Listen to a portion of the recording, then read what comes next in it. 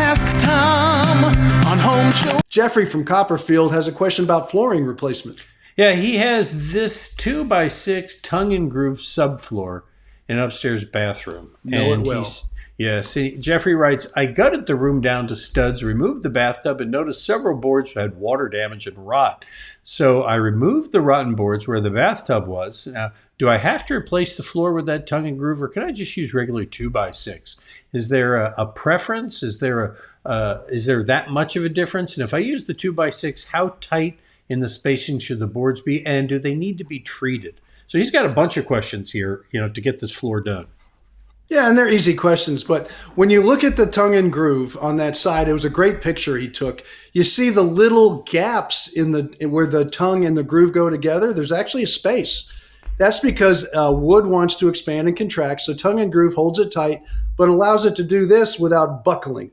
So the answer to how close they should be together, yes, you can use 2x6s as long as they're the same thickness.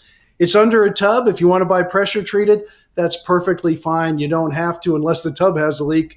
It'll withstand the leak a little more. But if it has a leak, you got to fix it anyway, whether it's a tub or a shower, right? So it'll still have to be fixed, but it might not have to replace the board if you do get one.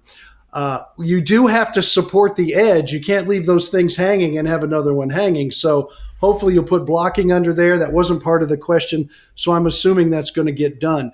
But what you do is you drop a little nail between the boards and put them together. Not a big nail, just 1/8 of an inch to 1/4 of an inch, very small, and lay your boards with just a little space, and they will move and they will be fine because you're going to cover this whole thing up and it won't be a problem. So you don't really need the center match tongue and groove like those old ones were, but that was very common in the 50s and all through the 60s. That's the way most subfloor went down. They didn't use plywood, tongue and groove plywood back then.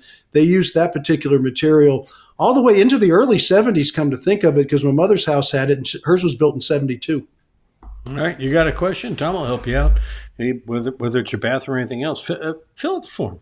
Send it in, and the videos come out on our YouTube channel and include pictures, like we had there. That helps a lot. I mean, and that was a really good picture. I think that's one we've got to hang on to because it really explains the whole subfloor and how it's done. It's really well done. But see, and that helps everybody understand, and that's what we want to do, help people understand how to do things right. So why we do these, why you find them at Home Show Radio's YouTube channel, and of course at HomeShowRadio.com.